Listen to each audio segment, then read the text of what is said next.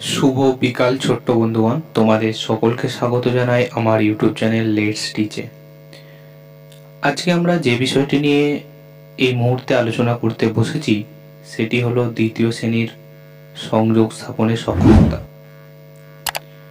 অবশ্যই যদি সেশনটি ভালো লাগে বেশি বেশি করে লাইক করো, শেয়ার করো, সাবস্ক্রাইব করো, কমেন্ট করে জানাও যে তোমাদের এই প্রশ্নোত্তরটি কতটা উপযোগী হয়েছে। এডুকেশন সংক্রান্ত সমস্ত রকমের আপডেট এবং ভিডিও পেতে চ্যানেলটিকে নিজেদের সাথে উপস্থাপন করে রাখো এবং নিজেরা ব্যবহার করো। চলো আমরা মূল পর্বেতে এগিয়ে চলি। আজকে আমি এখানে যে প্রশ্নটি এনেছি সেটার পূর্ণমান দেখো, পূর্ণমান কত? পূর্ণমান 10। সময় কত? সময় 10 মিনিট। তোমরা সকলেই জানো যে এখানে তোমাদের নাম লিখতে হয়, এখানে বিদ্যালয়ের নাম লিখতে হয় এবং এখানে ক্রমিক সংখ্যা অর্থাৎ রোল নাম্বারটি লিখতে হবে। চলো পরের দিকে এগিয়ে যাই। প্রথমে যেটি বলা হচ্ছে এক নম্বরে বলা হয়েছে দেখো, নিচের ফাঁকা ঘরে বর্ণগুলোকে জুড়ে লেখো। কি আছে? উমা ঘ। তাহলে উমা ঘ বর্ণটিকে যদি আমরা জুড়তে চাই তাহলে কেমন হবে দেখতে? দেখতে ঠিক এরকম হবে দেখো, উমা আর তার নিচে ঘ, এরকম হবে দেখতে। পরেরটা ধ যুক্ত অঞ্জ। ধ যুক্ত অঞ্জকে আমরা যদি যুক্ত বর্ণ করি তাহলে কি হবে দেখো, আমি পাশে লিখছি ধয়ে জকলা। ঠিক আছে। তারপরে দেখো প যুক্ত র। প যুক্ত র হলে কি হবে? পয়ে র ফলা। দেখো এখানে প যুক্ত র আছে বলে পয়ে র ফলা হয়েছে। যদি পয়ের আগে র থাকতো, ধরো যদি এমন থাকতো যে র যুক্ত প, তখন কি হতো বলতো? তখন হতো ঠিক পয়ের রে, কারণ আগে র আছে তাই। পরে দেখো কি আছে? ল যুক্ত প। ল যুক্ত প হলে কি হবে বলো? এটা হবে লয়ে প। হবে লয়ে প। ঠিক আছে, এটা হবে লয়ে প। পরবর্তী প্রশ্নের দিকে এগিয়ে যাই। পরবর্তী প্রশ্নেতে দেখো দেয়া হচ্ছে যে বাক্য রচনা করো। কান্না দিয়ে বাক্য রচনা করতে দিয়েছে। তাহলে কান্না দিয়ে বাক্য রচনা তোমরা কি করবে বলো? যে লিখে দিবে, যেমন কান্না, ভাই কান্না করছে, এটা লিখতে পারো যে ভাই কান্না করছে। ছোট্ট বাক্য, সুন্দর বাক্য হয়ে গেল। ফুল, তাহলে কি লিখবে ফুল দিয়ে? আমি ফুল তুলি। আমি ফুল তুলি কারণ পূজার জন্য লাগে, তাই উত্তর কি হবে? যে আমি ফুল তুলি। পরের দেখো কি বলা হচ্ছে, পৃথ্বী। আচ্ছা, এই পৃথ্বী কথাটা হলো আসলে পৃথিবীকেই বোঝাচ্ছে। ঠিক আছে, তাহলে পৃথিবী অর্থাৎ বা পৃথ্বী যাই বলো না কেন, তাহলে এখানে উত্তরটা কি দাঁড়াবে? আমরা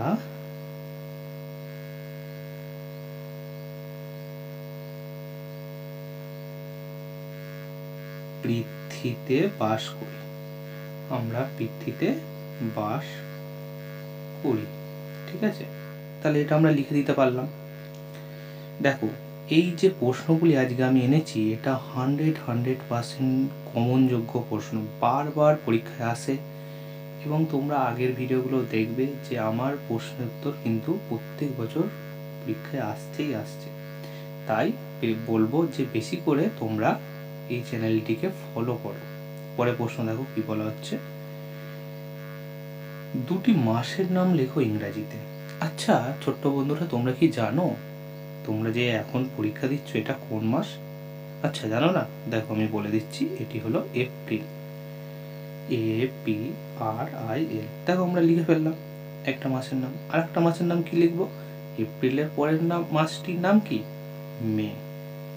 সেটি মে, MAY। হয়ে গেল দুটি মাসের নাম। চলো দেখি পরে প্রশ্ন। ছবি থেকে ফাঁকা ঘরে ঠিকমতো সংখ্যা লেখো।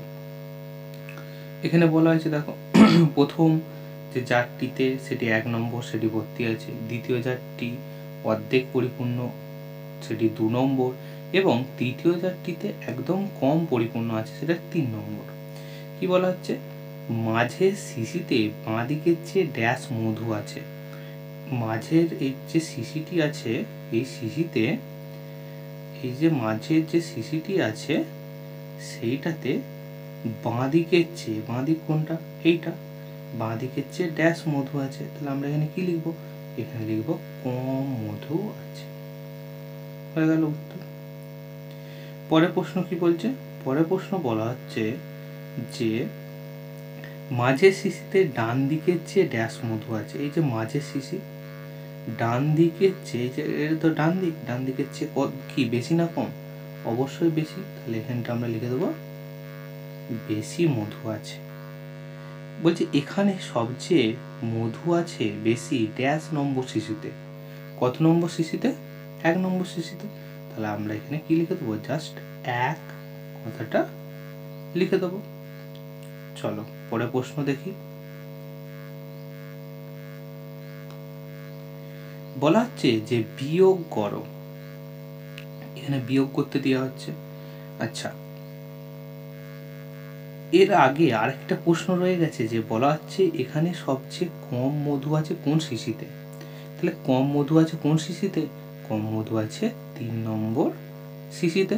কারণ তোমরা যে এইখানে দেখলেই বুঝতে পারবে যে এই যে 3 নম্বর শিশিতে, এই 3 নম্বর শিশিতে কিন্তু কম মধু আমরা দেখতে পেলাম। চলো পরের প্রশ্ন এগিয়ে যাই। লাস্ট প্রশ্নে যেটি আছে সেটি হলো কি বিয়োগ করতে বলা হচ্ছে। কত দিয়ে আছে দেখো, 9 বিয়োগ 5। তোমরা এইভাবেও করতে পারো, 5 কইলে 9, গাঁট গুণে 5-এর পর 6, 7, 8, 9, কত হলো 4। কেউ বা আবার কিভাবে করতে পারে, কেউ বা আবার সেই লাইন টেনে টেনেও করতে পারে। যেমন আমি দুটোই দেখিয়ে দিই, লাইন টেনে করলে এইভাবে হয় যে 9টি আছে, 1, 2, 3, 4, 5, 6, 7, 8, 9। কটা আছে নিচে 5, তাহলে আমাকে তো 5টা কাটতে হবে। 1, 2, 3, 4, 5, তাহলে আমি 5টা কেটে দিলাম। তাহলে কটা পড়ে রইলো বলো, 1, 2, 3, 4। তাহলে উত্তর আমার কত হলো, 4। ঠিক আছে। পরেরটা দেখো সেম বিয়োগ আছে, 4 বিয়োগ 7। অবশ্যই তোমরা এটা কমেন্ট করে জানাও এটা কি হবে। ঠিক আছে, আমি তোমার কমেন্টের আশায় রইলাম, আমি দেখবো যে তোমরা কত লিখছো। তাও আমি বলে দিই, দেখিয়ে দিই কত আছে, 7 আছে। 1, 2, 3, 4, 5, 6, 7। কটা কাটতে হবে দেখো, নিচে 4 আছে, 1, 2, 3, 4, 4টে কেটে দিলাম। তাহলে কত হলো, 3, তাই তো। তাহলে 3 হলো। তোমরা গাঁট গুনেও করতে পারো বা কখনো কখনো লাইন টেনেও করতে পারো, যেটা তোমাদের সুবিধার্থে সেটা তোমরা করবে।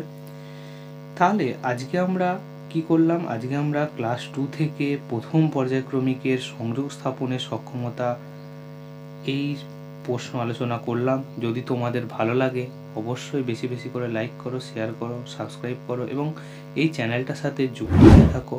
বিভিন্ন প্রকার লেটেস্ট আপডেট পেতে আমাদের চ্যানেলটাকে দেখতে থাকো। ধন্যবাদ।